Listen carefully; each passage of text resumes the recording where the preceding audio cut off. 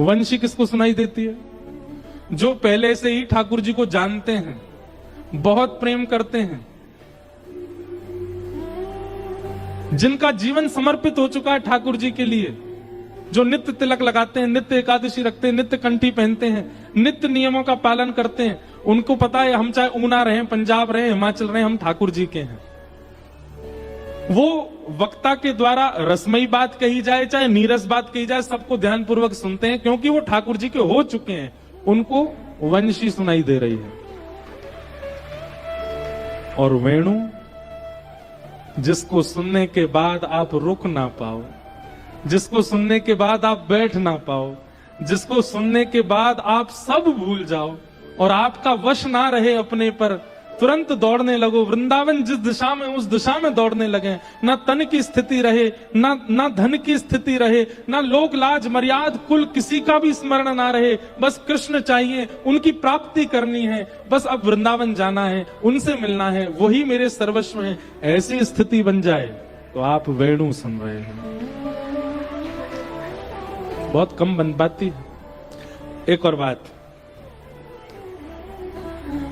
मुरली ठाकुर जी ऐसे बजाते हैं, अधरों से हाथ नीचे। वेणु ऐसी तिरछी होगी, ठाकुर जी मुरली बजाते हैं। वंशी ठाकुर जी ऐसे बजाते हैं, बिल्कुल जहां अधर हैं वहीं हस्त कमल, और जहां मुखमंडल श्री जी की ओर झुक जाए और दोनों हस्त कमल ऊपर को हो जाए, ये वेणु है। आपको वेणु गोपाल ठाकुर जी के दर्शन बहुत कम होंगे जहां मुखमंडल ऐसे झुका हो और दोनों, वहां नेत्र भी ठाकुर जी के बंद हो जाते हैं, क्योंकि अत्यंत रस में डूब करके ठाकुर जी बजाते हैं। तो मुरली मनोहर लाल, वंशी बिहारी लाल और वेणु गोपाल, ये तीन ठाकुर जी के स्वरूप हैं। वंशी एक ही है, पर किस किस के लिए कैसे बजानी है वो ठाकुर जी के प्रकार अलग है। श्री राधारमण लाल जी बताओ क्या बजाते हैं? श्री राधारमण लाल जी मुरली मनोहर है, उनके हस्त कमल थोड़े थोड़े नीचे हैं और अधर ऊपर है, ऐसे बजा रहे हैं श्री राधारमण। हाथ थोड़े से नीचे हैं, देख लेना, दर्शन करना। बिहारी जी, उनके हाथ बिल्कुल ऐसे सीधे हैं, यूं हैं, दोनों हाथ बराबर में। ये क्या बजा रहे हैं? वंशी बजा रहे हैं। बिल्कुल जहां अधर है वहीं हस्त कमल होंगे। और वेणु गोपाल जो हैं, इधर की तरफ मुख करके अधर, इसका स्वरूप प्रकट रूप में वृंदावन में कहीं नहीं है, पर हां किसी का भाव प्रगाढ़ होगा तो एक दिन श्री राधारमण जी के ही हस्त कमल ऊपर को दिखने लग जाएंगे, एक दिन बिहारी जी के हस्त कमल ऊपर को दिखने लग जाएंगे। जिस दिन ठाकुर जी के श्रृंगार में आपको यह अनुभव हो, जाके आपकी देखना बिहारी जी के हाथ नीचे दिख रहे हैं कि ऊपर हैं, राधा वल्लभ जी नीचे कि ऊपर हैं, राधा, जिस दिन ये हस्त कमल नीचे से आपको एक क्षण के लिए लगे कि नहीं ऊपर की ओर हैं, अधर से ऊपर हैं, समझ जाना अब ठाकुर जी वेणु बजा रहे हैं और आप रास के प्रवेश के लिए अधिकारी बन चुके हैं। हमारे ब्रज साहित्य के, ब्रज के रसिक जन इन सब भावों को बड़े अच्छे से बताते हैं, एक एक विषय को। एक क्षण के लिए ठाकुर जी के अधर से ऊपर यदि हस्त कमल का दर्शन हो जाए तो समझ जाना अब वेणु बज रही है और आप रास के अधिकारी हो चुके हो। जब तक ये हस्त कमल नीचे हैं तो समझो अभी वंशी बजा रहे हैं, अभी मुरली बजा रहे हैं, अभी ठाकुर जी और खींचवे को प्रयास कर रहे हैं आपको अपनी ओर। लेकिन जब पूर्ण रूपेण खिंच जाओगे तो वेणु गोपाल हो जाएंगे। और वेणु जब बजेगी, जगऊ कलम वाम दृशाम मनोहरम, फिर रास होगा। और रास में जैसे गोपियां पहुंची वैसे ही आप पहुंचोगे, रोक नहीं पाओगे स्वयं को। जैसे मीरा पहुंची है वैसे ही पहुंचोगे, जैसे करमेती बाई पहुंची है, जैसे रसखान पहुंचे हैं वैसे ही पहुंचोगे।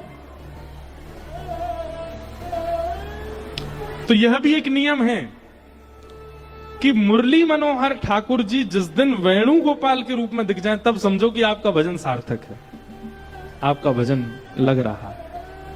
लेकिन अगर वेणु गोपाल दिख जाएं तो ढिंडोरा मत पीटना। आजकल भक्तों में एक बहुत बड़ी कमी है, तुरंत गा देते हैं सब जगह। कुछ नहीं तो ऊना से 15-20 लोगों को लेके गए और बिहारी जी में जाके पहले से डिसाइड करके देखेंगे हाथ ऊपर है कि नीचे। महाराज जी बोल रहे थे और कई लोग उनमें से ऐसे, कहां दिखे? हमें तो नीचे ही दिखे। एक बोले नहीं मेरे तो बिल्कुल ऊपर थे, जहां थे। मैं वेणु सुन ली मैंने, अब तो मैं रास में जाऊंगी सीधी। बाकी सब निराश हो गए बेचारे, वो हमको तो नीचे ही दिखे थे। ऐसा मत करना, प्रदर्शन नहीं। अगर अनुभव हो जाए तुरंत चुप हो जाना, गोपनीय रख लेना अपने चित्त में, अब बोलना ही नहीं है किसी को। मुझे वेणु गोपाल के दर्शन हो चुके हैं। वेणु गोपाल मतलब रास बिहारी, और रास बिहारी ठाकुर जी के दर्शन गोपी को ही होंगे, सबको नहीं।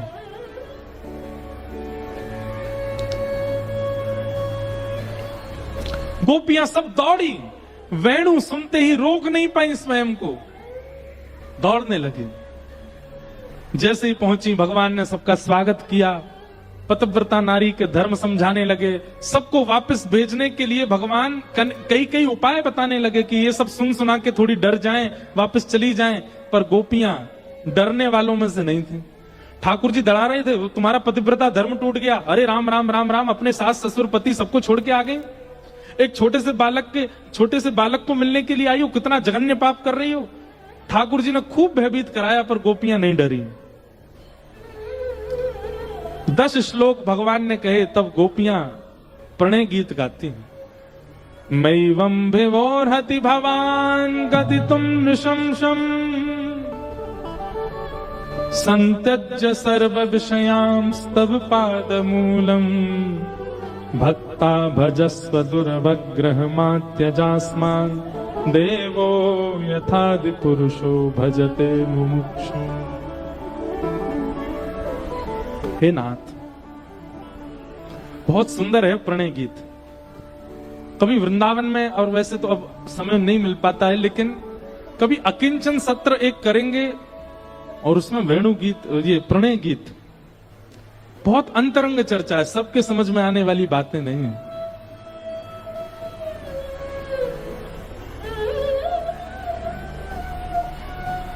कियत पत्य पत्य सुहृदामनुवृत्तिरंग स्त्रीणां स्वधर्म इति धर्म विदात्मयुक्तम् अस्त्वेवमे तदुपदेश पदे त्वयीशो प्रेष्ठो भवांस्तनुभृतां किली बंधुरात्मा।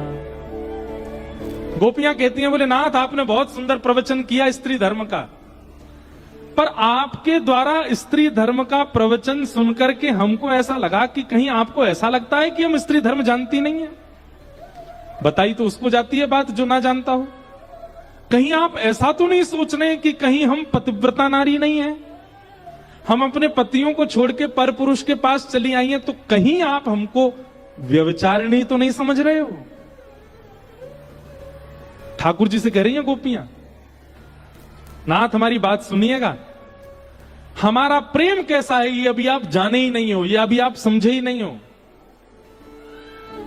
हमारा प्रेम ऐसा है, हम आपसे मिलना नहीं चाहती, हम आपको देखना नहीं चाहती, आपका स्पर्श नहीं चाहती, आपसे बातें नहीं चाहती, आपसे कुछ भी नहीं चाहती हैं। हमारी प्रेम में कोई चाह नहीं है। संसार के प्रेम में मिलन की चाह होती है, सुनने की चाह होती है, देखने की चाह होती है, बहुत कुछ की चाह होती है। हमारा बिल्कुल प्रेम ऐसा नहीं है। हमारी केवल एक चाह है, क्या? एक बार आप केवल अपने मुख से कह दो कि हमको आपने स्वीकार कर लिया, उसके बाद जीवन भर हमारी तरफ देखना भी मत, हम ऐसे ही जी लेंगे। ऐसा हमारा प्रेम है। हम बस चाहती हैं सुनना कि आपने हमको स्वीकार कर लिया है, आप हमें अपना चुके हो, आप हमारे प्रेम को स्वीकार कर चुके हो। बस ये कह दीजिए, और ये कहने के बाद आप जीवन भर के लिए हमें अकेला छोड़ दीजिए। श्री चैतन्य महाप्रभु का एक ग्रंथ का एक बहुत सुंदर श्लोक है, मुझे याद नहीं है, उसमें गोपियां कहती हैं, फिर चाहे हमें कभी मत देखना, चाहे हमारी दी हुई वस्तुओं को भी आप स्वीकार मत करना, चाहे कभी हमारी प्रशंसा मत करना, हमें सब स्वीकार है, क्योंकि हमारा प्रेम इन सब भावों में व्यवस्थित है ही नहीं। हमारा तो प्रेम केवल इतना है, ये सुनने आई है आपसे कि आपने हमको स्वीकार कर लिया। बता दीजिए, हम चली जाएंगी लौट करके, फिर कभी नहीं आएंगे। उसी भाव में हम, ये सुनने में जितना आसान लग रहा है ना, उतना ही कठिन है। हमारे अंदर प्रेम प्रकट ही इसी भाव से होता है कि प्राप्त करना है, लेकिन गोपियों के चित्त का प्रेम इस भाव से प्रकट है कि भले ही प्राप्त ना हो, बस एक बार स्वीकार ही, और कहां तक है, अंत में तो गोपियां ये भी कहती हैं स्वीकार भी मत करो, छोड़ के चले जाओ, पर हमारा प्रेम तो सदा ऐसे ही रहेगा आपके प्रति। एक विलग चर्चा है, ये ऐसा प्रेम संसार में नहीं देख सकते आप कभी भी। गोपियों के उस प्रेम भाव को सुनकर के ठाकुर जी अत्यंत प्रसन्न हो गए और भगवान बोले अरे अरे अरे, हम तो आपकी परीक्षा ले रहे थे, चलो अब रास विहार करते हैं। भगवान ने रास विहार करना प्रारंभ किया। एक एक गोपी के पास अकेले श्याम सुंदर भ्रमण कर रहे हैं, पर गोपियों के चित्त में मान आ गया। आप लोग हमसे पूछेंगे महाराज जी, कहां इतना निस्वार्थ प्रेम प्रकट करने वाली गोपियां और अचानक से कथा बदल जाती है कि गोपियों के चित्त में मान आ गया। हमें तो लगा था कि ये गोपियां मान रहित होंगी, इनके चित्त में कोई दोष नहीं होगा, तभी ठाकुर जी इनको स्वीकार कर रहे हैं। ठाकुर जी ने स्वीकार कर लिया, उसके बाद मान आ गया। ये किस बात का प्रमाण है? गोपियों के चित्त में मान शिक्षात्मक रूप से आया। ध्यान से सुनिएगा सब लोग। कई बार छोटा बच्चा होता है ना, उसको मां बोलती है उधर नहीं जाओ, उधर नहीं जाओ, वो बालक नहीं मानता, तो मां क्या करती है, उस बालक को दिखाते हुए खुद जाती है और खुद जाकर के वहां किसी वस्तु को छू के फिर ऐसे करती है, हो लग गई लग गई लग गई लग गई, तो फिर बालक डर जाता है, बोलो यहां मुझे नहीं जाना, मां को यहां पीड़ा हुई है। ठीक वैसे इसको कहते हैं शिक्षात्मक लीला। गोपियों के चित्त में मान आया नहीं है, ये शिक्षा के लिए गोपियां कर रही हैं, हम लोगों को समझाने के लिए। क्या कि भाई ठाकुर जी अगर आ गए और आप बिना गुरु कृपा, बिना गुरु आज्ञा माने अगर ठाकुर जी को प्राप्त कर लोगे, तो आपके चित्त में मान आ जाएगा कि मैंने ठाकुर जी को प्राप्त कर लिया। इसलिए गुरु आज्ञा, गुरु शिक्षा, गुरु निर्देशों का पालन करते ही जाइएगा ठाकुर जी के पास। गोपियां बोली हम बिना गुरु आज्ञा, बिना गुरु निर्देश, बिना गुरु इच्छा के हम चली आई हैं, इसलिए हमें मान आया। ये गोपियों को नहीं आया है, हमको शिक्षा देने के लिए आया है। आप मत जाना। अब यहां गुरु दीक्षा लेने की भी बात कह दूं तो कोई अतिशयोक्ति नहीं, पर गुरु दीक्षा से ज्यादा गुरु दिशा, गुरु आज्ञा मान के, गुरु दिशा लेकर, गुरु की कृपा मान करके तब ठाकुर जी के सानिध्य में जाओगे तो मान नहीं आएगा। नहीं तो आजकल सोशल मीडिया पे लोग अपने घर के ठाकुर जी के मुंह में चम्मच लगा देते हैं दूध की और वीडियो बना, देखो हमारे ठाकुर जी गोपाल जी दूध पी गए, दूध पी गए। मान आ जाता है। हमारे ठाकुर जी तो ऐसे दूध पी लेते हैं। ये मान क्यों आता है भक्ति में? बिना गुरु निर्देशन, बिना गुरु शिक्षा के अगर जाओगे तो मान आएगा। ये गोपियां शिक्षा दे रही हैं हमको। ठाकुर जी जैसे अंतर ध्यान हुए, मान आ गया गोपियों को, ठाकुर जी अंतर ध्यान हो गए, तब गोपियों ने कहा अब गुरु शरण जाओ। गुरु कौन है? श्री किशोरी जी। तब किशोरी जी की शरण में सब गोपियां गईं। हा नाथ रमण प्रेष्ठ क्वासी क्वासी महाभुज दास्यास्ते कृपणाया में सखेद शय सन्निधि।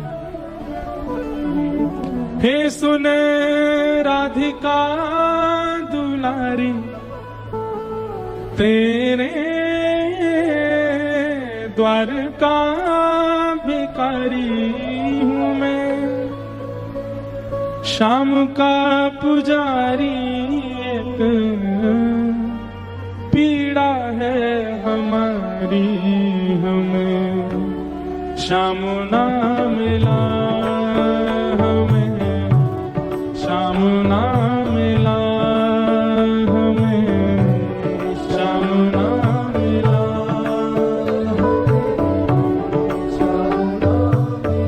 सब गोपियां गा रही हैं, हम भी किशोरी जी का स्मरण करते हुए उनके चरणों में निवेदन करें। सुने राधिका दुलारी, सुने राधिका दुलारी, तेरे द्वार का भिखारी, तेरे तेरे श्याम का पुजारी एक पीड़ा है हमारी, हमें श्याम ना मिला, हमें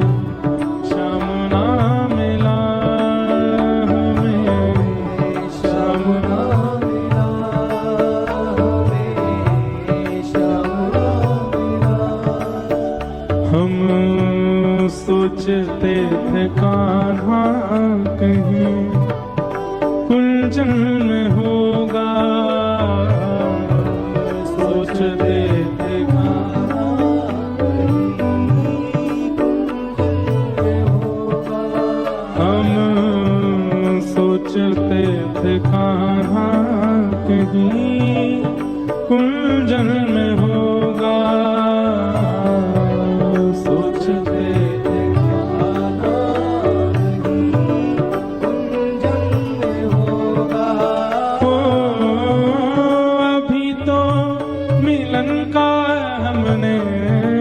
सुख नहीं होगा अभी तो मिलन का सुख नहीं होगा। अभी तो मिलन का हमने सुख नहीं होगा। अभी तो मिलन का सुख सुन के प्रेम की परिभाषा, सुन के प्रेम की परिभाषा मन में बंधी थी जो आशा, मन में बंधी थी जो आशा, आशा हुई रे निराशा झूठी, दे गया दिलासा श्याम ना मिला हमें, श्याम ना मिला हमें, श्याम ना मिला श्याम ना मिला। हे सुने राधिका दुलारी, सुने राधिका दुलारी, तेरे द्वार का भिखारी, तेरे तेरे श्याम का पुजारी, एक पीड़ा है हमारी हमें श्याम ना मिला हमें, श्याम ना मिला हमें, श्याम ना मिला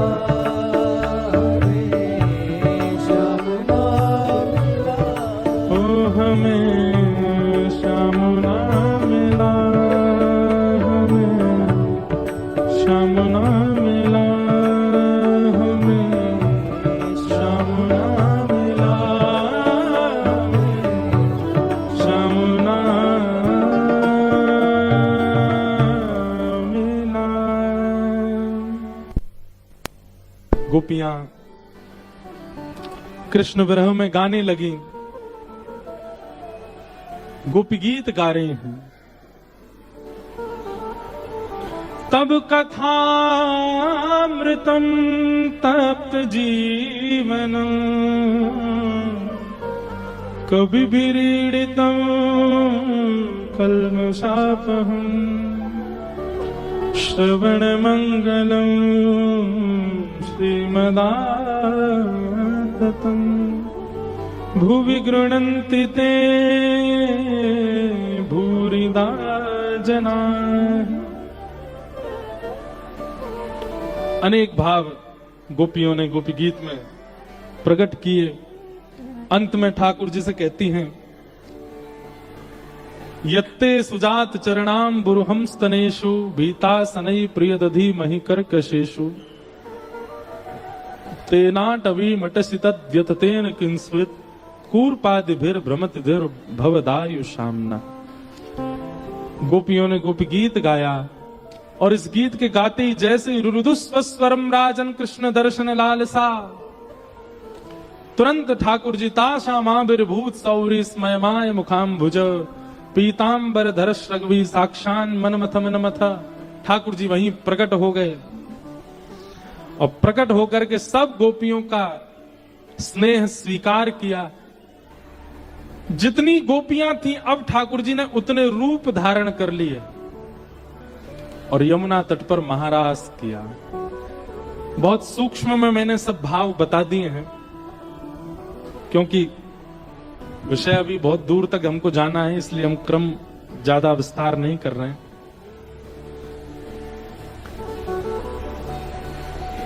रस से रास तक की पूरी भूमिका रास पंच अध्याय, और इन पंच अध्यायों में जो जो गोपियों के साथ लीला हो रही है, वो लीला एक प्रेमी भक्त के साथ हो तो ही वो रास तक पहुंचेगा। अब इनमें क्या पूरा रास देखोगे ना, संयोग वियोग, संयोग वियोग, संयोग वियोग। सबसे पहले कहां से प्रारंभ हुआ? वियोग।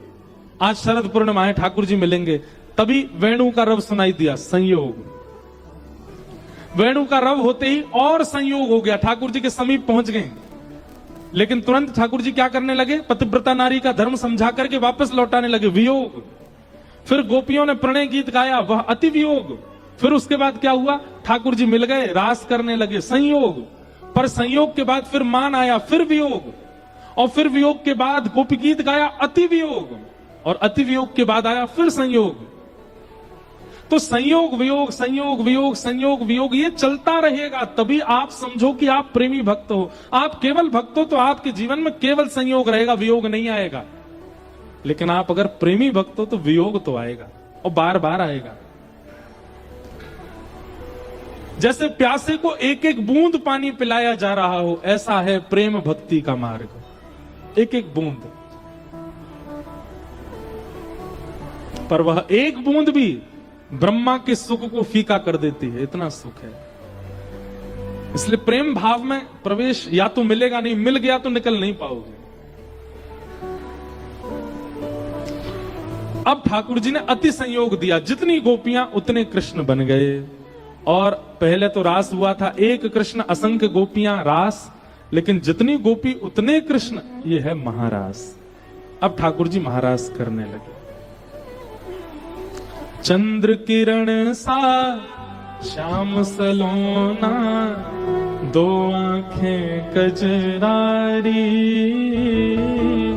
चंद्र किरण सा श्याम सलोना, दो आंखें कजरारी। ठुमक ठुमक नाचे गोपियन के संग, जग का पालन हारी।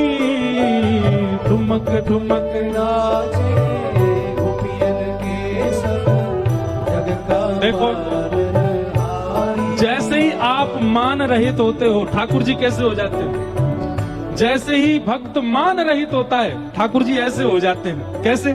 ठुमक ठुमक नाचे गोपियन के संग, जग का पालन हारी।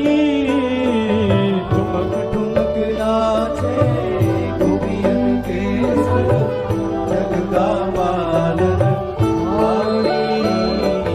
रास बिहारी संग राधा सुकुमारी, रास बिहारी रास बिहारी संग राधा सुकुमारी, रास बिहारी संग राधा सुकुमारी। हाँ ब्रज में विराज रे, श्याम संग राधा नाचे रे। ओ श्याम संग राधा नाचे रे। ओ श्याम संग राधा नाचे। आइए। ओ राधा नचे, कृष्ण नचे, नचे गोपी जन। राधा नचे, कृष्ण नचे, नचे गोपी जन। हे राधा नचे, कृष्ण नचे, नचे गोपी जन। राधा नचे, कृष्ण नाचे, नाचे गोपी जन। क्योंकि मन मेरा बन गया सखी रे पावन वृंदावन। क्योंकि मन मेरा बन गया सखी रे पावन वृंदावन। ओ मन मेरा बन गया सखी रे पावन वृंदावन। ओ मन मेरा बन गया सखी। बोलो रास रासेश्वर भगवान की।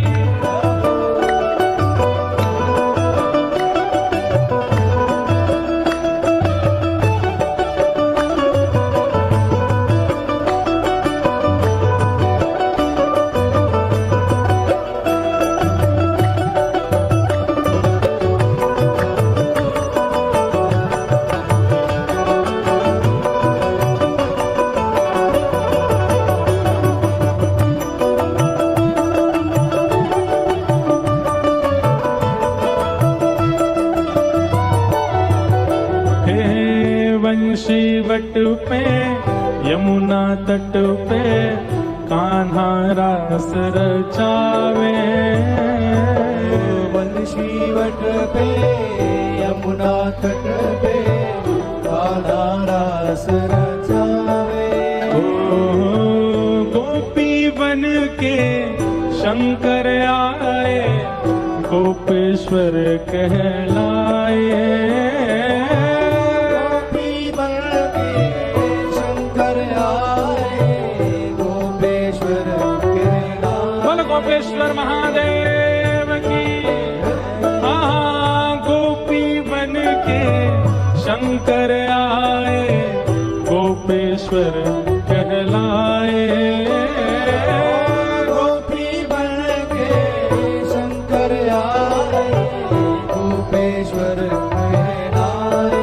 ओ डम डम डमरू बाजे कान्हा की मुरली पे, डम डम बाजे कान्हा की मुरली। हाँ, डम डम डमरू बाजे कान्हा की मुरली पे, डम डम। ओ जग सारा नाचे रे, श्याम संग राधा नाचे रे। ओ श्याम संग राधा नाचे रे।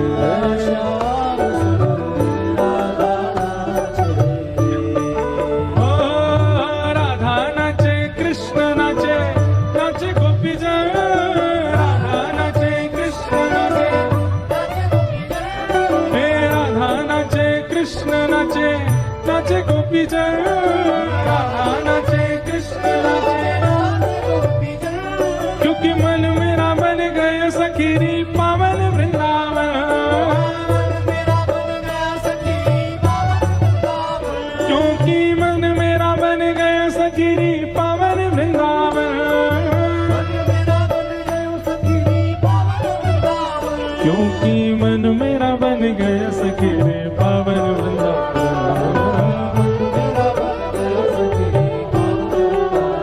ओ मन मेरा बन गया सखीरी पावन वृंदावन।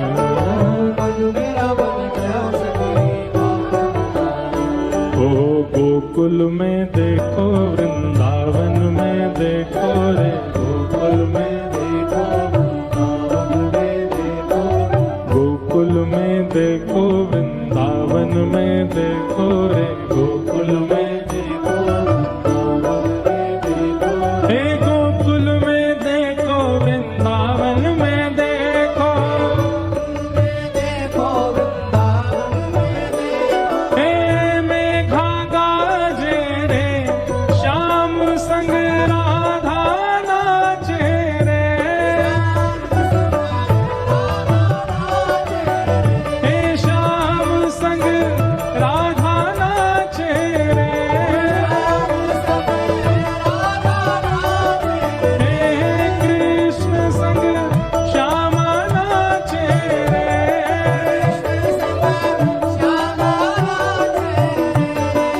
हे ब्रह्मा भी नाचे, शंकर नाचे, नाचे देवगण।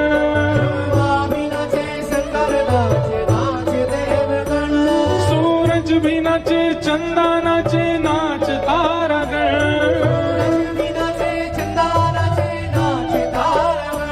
क्योंकि मन मेरा बन गया सखीरी पावन वृंदावन। मन मेरा बन गया सखीरी पावन वृंदावन। क्योंकि मन मेरा बन गया सखीरी पावन वृंदावन। हे राधा नाचे, कृष्ण नाचे, नाचे गोपी जन। राधा नाचे, हे राधा नाचे, कृष्ण नाचे, नाचे गोपी जन। राधा नाचे, कृष्ण नाचे, नाचे गोपी जन। क्योंकि मन मेरा बन गया सखीरी पावन वृंदावन। मन मेरा बन गया सखीरी पावन वृंदावन। मन मेरा बन गया सखीरी पावन वृंदावन। मन मेरा बन गया सखीरी पावन वृंदावन। हे ब्रह्मा भी नाचे, शंकर नाचे, नाचे देवगण। यमुना भी नाचे, गंगा नाचे, नाचे नदी गण। यहाँ ऋषि भी नाचे, मुनि भी नाचे, नाचे संत जन, क्योंकि मन मेरा बन गया सखी पावन वृंदावन, क्योंकि मन मेरा बन गया सखी पावन वृंदावन, क्यों मन मेरा बन गया सखी पावन वृंदावन, वृंदावन मेरो वृंदावन, देश वृंदावन प्यारो वृंदावन, देश वृंदावन प्यारो वृंदावन, हे वृंदावन मेरो वृंदावन, हे श्री वृंदावन प्यारो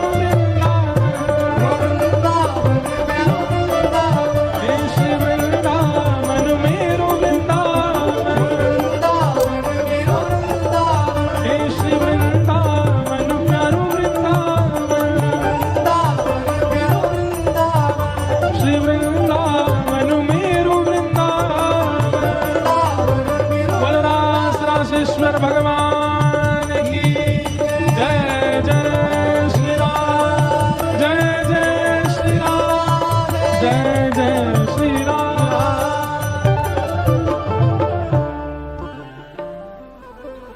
क्योंकि मन मेरा बन गया सखी रे पावन वृंदावन, मन मेरा बन गया सखी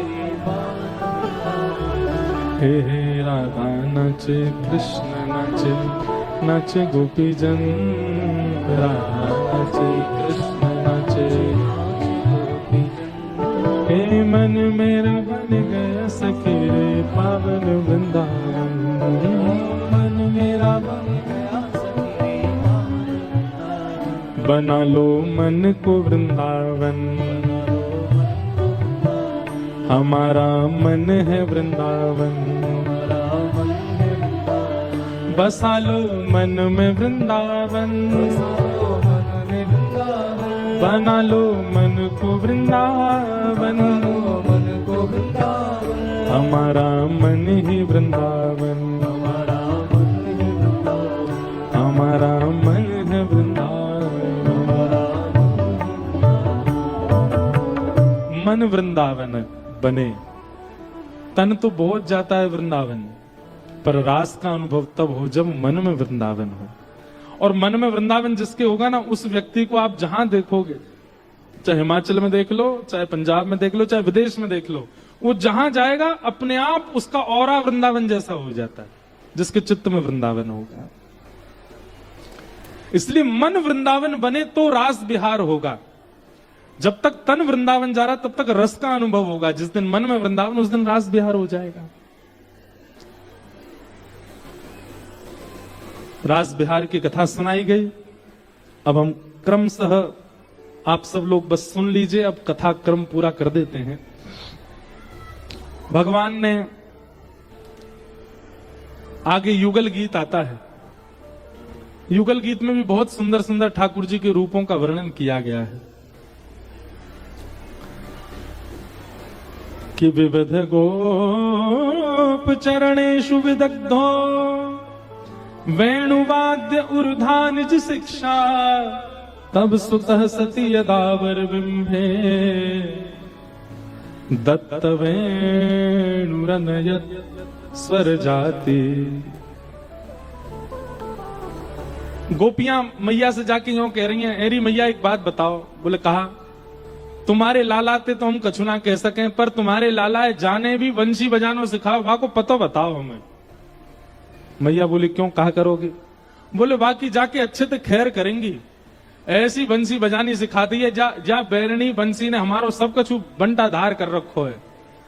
ना सोन दे, ना खान दे, ना बैठन दे, कछु ना करन दे। हम देख के तो हमें तुम्हारे लाला ने को बंसी कौन ने सिखाई?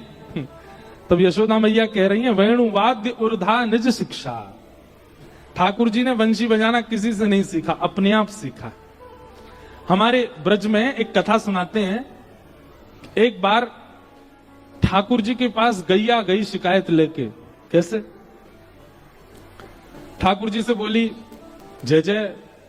ठाकुर जी बोले हम भय, बोले मोह कोई ते भय ना लगे, लेकिन ये एक बांस को डंडा मुंह को बहुत भयभीत कर दे। मुंह को कोई ते भय ना लगे, लेकिन या बांस के कारण मुंह को भय लगे। आप या बांस ते ऐसो कछु करो कि मुंह को यासो भय नहीं लगे। तो गैया के कारण ठाकुर जी बोले अच्छा, जब बांस ने मेरी गैया को डरायो। सोई ठाकुर जी ने जैसे ही एक हाथ से बांस को वह रूप पकड़ो, दूसरे हाथ से पकड़ो, जैसे ही पकड़ करके महाराज वाकी खैर लेने लगे, इतने में ही जहां जहां ठाकुर जी ने स्पर्श किया वहीं वहीं छिद्र प्रकट है गए। और छिद्र प्रकट होती जैसी अधर पर धारण किया, ठाकुर जी के तो मन में इच्छा प्रकट हो जाए, अपने आप योजनाएं बन जाती हैं। जैसे अधर पर धारण कियो, एक छिद्र वहां प्रकट भयो। और वही बांस से ठाकुर जी ने जब प्राण पिरो करके, अपनी वायु पिरो करके जैसे ध्वनि निकालना प्रारंभ कियो, पूंछ उठा करके गैया दौड़ी दौड़ी गैया ठाकुर जी के पास आई और बोली श्याम सुंदर बस ये धुन निकालते रहो, बहुत सुख मिल रहा है। ठाकुर जी बोले देख ले, जाते तो बहुत भय लगता, वही तो प्रेम करा दियो अब मैंने। अब याते तो भय ना लगेगा, अब यही से तो को प्रेम लगेगा। अपने निज जनों को जिससे भय लगता है ठाकुर जी वही को वाको प्रेमी बना दें। तो वंशी का एक प्रकार से हमारे ब्रज साहित्य की माने तो निर्माण भी ठाकुर जी ने ही किया है। और जाको निर्माण स्वयं ठाकुर जी ने किया तो बजानो भी स्वयं ही जाने। तो वेणु निज शिक्षा, बहुत सुंदर प्रसंग है युगल गीत का। इसमें दो दो श्लोकों में भाव है, इसलिए इसको युगल गीत कहा गया है। गोपियां एक श्लोक में प्रश्न करती हैं, फिर दूसरे श्लोक में उत्तर दे देती हैं, इसलिए इसको युगल गीत कहा। आगे कंस के द्वारा धनुर्यज्ञ किया गया। अक्रूर जी महाराज से कहा कि आप वृंदावन जाओ और कृष्ण बलराम को लेकर के आओ। नारद जी ने पढ़ा लिखा दिया था। अक्रूर जी महाराज वृंदावन गए और वृंदावन जाकर के नंद यशोदा को बताया कि महाराज कंस धनुर्यज्ञ कर रहे हैं और उस धनुर्यज्ञ में आपके बालकों को उपहार देना चाहते हैं, इसलिए इनको मथुरा भेजो।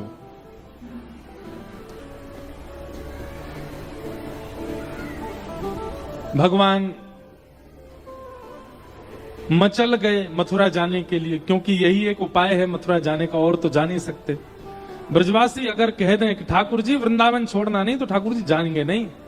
लेकिन ठाकुर जी ने ऐसी जिद करी, थोड़ी मचल गए, तो मैया भी मान गई। ठीक है लाला परसों आ जाइए। बोला हाँ मैं आ जाऊंगा। और श्री ठाकुर जी मथुरा प्रस्थान कर गए। ब्रजवासी सब बाट निहारते रहे, देखते रहे, ठाकुर जी लौट करके नहीं आए। मथुरा जाकर के भगवान ने कुबलिया पीड़ हाथी का उद्धार किया, कुब्जा का उद्धार किया, दर्जी का उद्धार किया, धोबी का उद्धार किया, अनेक माली का उद्धार किया। सबकी कथाएं बताई गई। रणभूमि में प्रवेश करने से पूर्व ठाकुर जी ने धनुष भंजन किया। महादेव के द्वारा एक धनुष प्रदत्त था कंस को, और कंस ने कहा था कि इस धनुष को जो तोड़ेगा वही तुमको मारेगा। भगवान ने जाकर के उस धनुष को तोड़ दिया। धनुष क्या है बंधु? अभिमान। जब तक ये बचा हुआ है तब तुमको लगेगा कि तुमको कोई हरा नहीं सकता, लेकिन जिस दिन तुम्हारा मान तोड़ने वाला आ जाएगा उसी दिन तुम्हारा नाश प्रारंभ है। जिसकी क्रिया से, जिसकी उपस्थिति से, जिसके वचनों से आपका मान टूटने लग जाए, समझ जाना वही उद्धार करेगा आपका, नेगेटिव वे में भी पॉजिटिव वे में भी। किसी संत की वाणी सुनकर के आपका मान टूटने लग जाए तो भी समझ जाना यही उद्धार करेंगे हमारा, इन्होंने हमारा मान तोड़ दिया। और पॉजिटिव वे में, नेगेटिव वे में अगर कोई संत नहीं है, कोई व्यक्ति आपसे ज्यादा श्रेष्ठ बन के आपका मान तोड़े, तो समझना वही आपको, आपके मान के कारण आपको, आपका उद्धार करेगा। मान तोड़ने वाला ही उद्धार करता है। भगवान ने मान तोड़ दिया, कंस घबरा गया, अब मेरी मृत्यु आ गई। भीतर प्रवेश करके भगवान ने बड़े बड़े मल्लों को मारा, और मल्ल युद्ध करने के बाद महाराज कंस के ऊपर, जहां 50 सीढ़ी ऊपर सिंहासन पर बैठे थे, एक छलांग मार करके ठाकुर जी पहुंच गए उसके पास। और विशाल विकराल स्वरूप था कंस का। छोटे से हमारे साथ 11 वर्ष के ठाकुर जी हैं। ठाकुर जी ने दोनों भुजाओं से कंस को उठाया और उठा करके ऐसे नीचे फेंक दिया जैसे कोई बालक रुई उठा लेता है, ऐसे ठाकुर जी ने उठा करके नीचे पटक दिया। सब मथुरा वाली लोग पहले तो हक्का बक्का रह गए, ये कैसे हो सकता है। लेकिन ठाकुर जी ने जैसे ही पादप प्रहार किया कंस के वक्ष पर, और कंस ने इस पर कोई प्रतिक्रिया नहीं की, तो सबको विश्वास हो गया कि अब ये मर गया। तब सबने खूब ताली बजाई, ठाकुर जी को अपनी गोद में उठा लिया, नाचने लगे, उत्सव मनाने लगे। कंस मर्दन गोपाल की जय हो। खूब उत्सव मनाया। ठाकुर जी ने कारागृह में जाकर के देवकी मैया वसुदेव जी को मुक्त किया। तत्पश्चात उग्रसेन नाना जी को राज्य गद्दी पर बिठाया, कंस के पिताजी को, और भगवान स्वयं सांदीपनी गुरुकुल अध्ययन के लिए चले गए। सांदीपनी उपाध्याय के यहां अध्ययन करने पर भगवान को सुदामा नाम के मित्र प्राप्त हुए। भगवान कुछ दिन अध्ययन के बाद लौटे। ब्रज की बहुत याद आ रही थी। उद्धव जी को भेजा, जाओ ब्रजवासियों की सुध लेकर के आओ। उद्धव जी महाराज ज्ञान के अग्रगण्य थे, ज्ञानी बहुत थे। वृष्णि नाम प्रवरो मंत्री कृष्णस्य दयित सखा शिष्यो बृहस्पतिर साक्षात उद्धवो बुद्धि सत्तम।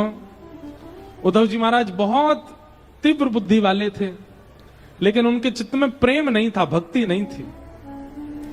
भगवान ने उद्धव को ही चुना। अब देखो यहां एक बहुत समझने वाली बात है। ठाकुर जी चाहते तो अक्रूर जी को भेज देते, अक्रूर जी तो पहले जा भी चुके थे वृंदावन। ठाकुर जी चाहते तो बलराम जी को भेज देते, किसी और को भेज देते। उद्धव को ही क्यों चुना? क्योंकि उद्धव के पास ज्ञान की जड़ता है, और जड़ को चैतन्य प्रेम बनाता है।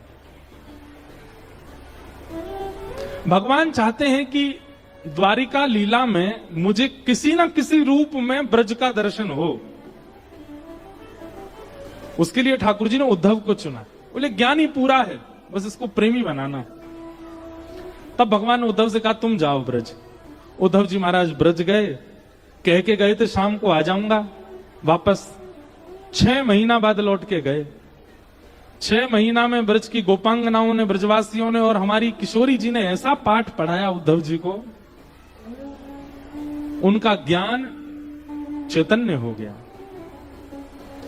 उद्धव जी लौट करके आए, उनकी स्थिति देख करके ठाकुर जी अति प्रसन्न हो गए, हृदय से लगा लिया और कहा अब द्वारिका लीला में मुझे सुख मिलेगा। जब भी वृंदावन की याद आएगी मैं उद्धव को देख लूंगा, तो लगेगा चलता फिरता ब्रज मेरे साथ चल रहा है।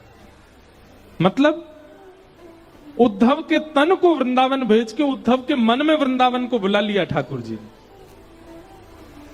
अब जब भी ठाकुर जी को एकांत बैठना होता है ना द्वारिका में, उद्धव का हाथ पकड़ते हैं, अकेले में ले जाते हैं समुद्र के तट पर, अटारी पर, कहीं छत पर, कहीं एकांत में, फिर उद्धव के साथ बैठे रहते हैं। क्यों? उद्धव कोई और चर्चा नहीं करता, केवल प्रेम की चर्चा करता है, केवल भाव की चर्चा करता है, वृंदावन की चर्चा करता है। कितना प्रेम है वृंदावन जिनके चित्त में हो उनसे ठाकुर जी को। पूरा दिन ठाकुर जी सबको देते हैं, लेकिन अपना एकांत ठाकुर जी उद्धव को देते हैं। हमसे अगर पूछा जाए तो ठाकुर जी के सखाओं में सर्वश्रेष्ठ कौन है, तो उद्धव बहुत श्रेष्ठ है। क्यों? अर्जुन नहीं है।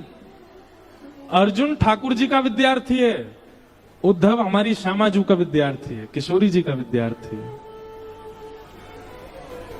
अर्जुन के ज्ञान में निपुणता दिखती है। अर्जनात अर्जुन, जो अर्जन करना जानता है उसको अर्जुन कहते हैं। लेकिन उद्धव के प्रेम में कोई ज्ञान की परत नहीं है, कोई वैराग्य की परत नहीं है, स्वच्छंद प्रेम है उद्धव का। अद्भुत है उद्धव कृष्ण संवाद, उद्धव गोपी संवाद, सबको हम प्रणाम करते हैं। जरासंध ने मथुरा पर चढ़ाई कर दी, भगवान ने 17 बार हरा दिया। 18वीं बार ब्राह्मणों की अनुष्ठान करवा करके आया।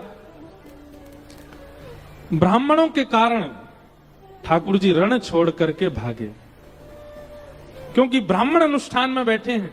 और जरासंध ने ब्राह्मणों से कहा अगर मैं इस बार हार गया कृष्ण से तो आप सबके सर धर से अलग करवा दूंगा। ब्राह्मणों की रक्षार्थ ठाकुर जी ने विचार किया कि अब रण से भागना ही उचित है। भगवान ने विश्वकर्मा को आज्ञा की और एक नई नगरी का निर्माण किया जिसका नाम है द्वारिका। और रातों रात ठाकुर जी ने समस्त मथुरा वासियों को द्वारिका पहुंचवा दिया, यदुवंशियों को द्वारिका पहुंचवा दिया और स्वयं युद्ध करते करते करते करते बीच युद्ध में रण छोड़ करके भागे। बोलो रण छोड़ राय भगवान की। रण छोड़े। विप्रधेनु संतन के कारण रण छोड़ो ब्रजनाथ, गोमती तट द्वारवती पधारे कहलाए द्वारिका नाथ। ब्राह्मणों के लिए रण छोड़ के भागे ठाकुर जी और श्री द्वारिका में जाकर के विराजमान हो गए। बोलो द्वारिकाधीश की। द्वारिका में ठाकुर जी व्यवस्थित हुए। रेवत राजा के पुत्र की पुत्री रेवती से बलराम जी का विवाह हुआ और कौंडन्यपुर के राजा भीष्मक, उनकी पुत्री का नाम रुक्मणी, उनसे ठाकुर जी का विवाह हुआ। रुक्मणी कृष्ण विवाह प्रसंग बहुत सुंदर कहा गया है। रुक्मणी जी ने जब से ठाकुर जी के प्रसंग अति सुने तब से ठाकुर जी का वर्ण करने की इच्छा हुई। पत्र लिख करके ठाकुर जी को भेजा कि श्रुत्वा गुणान भुवन सुंदर शृण्वतां ते, निर्विश्य कर्ण विवरै हरतोंगतापम, रूपम दृशां दृशिमताम अखिलार्थलाभम, त्वय्यच्युता विशति चित्रम पत्रपम में। सबसे सुंदर बात रुक्मणी जी के पत्र की सबसे पहला अक्षर श्रुत्वा गुणान भुवन सुंदर। श्रुत्वा 9 भक्ति हैं बंधुओं। कितनी भक्ति हैं? 9। श्रवणम कीर्तनम विष्णु स्मरणम पाद सेवनम अर्चनम वंदनम दास्यम सख्य आत्मनिवेदनम, ये 9 भक्ति है। नवदा भक्ति का प्रारंभ कहां से होता है? श्रवणम, श्रवण भक्ति। ठाकुर जी को प्राप्त करने के लिए 9 सीढ़ियां चढ़नी पड़ेंगी। उसमें सबसे पहली सीढ़ी है श्रवण। अगर आपकी श्रवण में रुचि नहीं है, कैसी रुचि होनी चाहिए पता है? श्रवण में बहुत तेज नींद आ रही है, बहुत तेज भूख लग रही है, किसी कार्य के प्रति आप अत्यंत तीव्रता से जा रहे हो और अचानक कोई आकर के कह दे, अरे भाई वहां प्रवचन चल रहे हैं, महाराज जी आए हैं, इंद्रेश जी आए हैं, वो आए हैं, चलो सुनने चल रहे हैं, तुरंत आप बोलो भोजन बाद में, पहले सुन लें। ऐसी रुचि जब श्रवण के प्रति बढ़ती है तो 8 भक्ति जो और हैं वो करनी नहीं पड़ती, अपने आप आ जाती। श्रवण भक्ति बीजारोपण है और बीजारोपण यदि अच्छा हो गया तो वृक्ष सुंदर निकलेगा, फलित होगा, पुष्पित होगा, घना होगा। कल हम एक जगह गए थे पहाड़ों में, हमीरपुर। वहां जब गए तो वहां एक जगह पे हमको लोग बोले, महाराज जी हम लोगों से खूब कहते हैं 6 बजे से सत्संग होता है मंगलवार को, कल मंगलवार था ना, 6 बजे से सत्संग होता है, 7 से 8 कीर्तन होता है और 8 से 10 पंगत होती है। मैंने कहा अच्छा। बोले महाराज जी 6 से पौने 8 बजे तक एक आदमी नहीं आता। और बोले पौने 8 बजे इतनी भीड़ आती है, इधर से उधर से, यहां से वहां से, पूरे हमारे हॉल भर जाते हैं। क्यों? 8 बजे पंगत है। बोले आप बोल के जाओ सत्संग में रुचि बने लोगों की। और वहां हम किसी को ऐसे प्रवचन तो नहीं किए, पर हम सब लोगों को एक बात से प्रमाणित करना चाह रहे थे। मैंने कि भाई सत्संग की रुचि देखनी है तो हमारे राधा कृष्ण मंदिर ऊना में आके देखो। मैंने कहा यहां लोग देखो, अब मुझे पता नहीं है कि आप पहले ही पाके बैठते हो कि सुनने के बाद पाते हो, वो तो भगवान जाने। लेकिन हाँ एक बात तो प्रमाणित, अब पाके बैठोगे तो झपकी तो आएगी थोड़ी बहुत। झपकते भी नहीं तो इसका मतलब पाके बैठते हो लेकिन कम पाते हो, हैं जगह छोड़ते हो। कथा भी पानी है ना, लेकिन आप सब लोग तत्पर होके बैठते हो। तो हमने कहा भाई लोगों को बताओ, देखो वहां कैसे कथा सुनते हैं लोग। एक भले बीच में कुछ लोग उठते हैं, उठ के जाते हैं, लांगते फलांगते हुए चले जाते हैं। अब किसकी क्या मजबूरी हमको क्या पता, पर रुचि तो है कथा के प्रति ऊना वालों में। इसलिए ऊना वाले श्रेष्ठ हैं, धन्य हैं। हमारे महाराज जी का परिकर भी बहुत बढ़िया है, सब सुनने वाले श्रोता हैं, बस समझ में नहीं आता होगा लेकिन सुनते हैं। और तत्परता रखते हैं। सर्दियों में हमको पंखा कूलर की आवाज बहुत आती थी, वो गर्मियों में जब कथा करते थे हमने की सर्दियों में करेंगे तो ये झालरों की बहुत आवाज आई है, ये जर्र होती थी, मैं कहती परसा हो रही है क्या ऊपर से। और फिर पंगत वालों की आवाज भी तो थी, लेकिन ठीक है, आनंद आया खूब।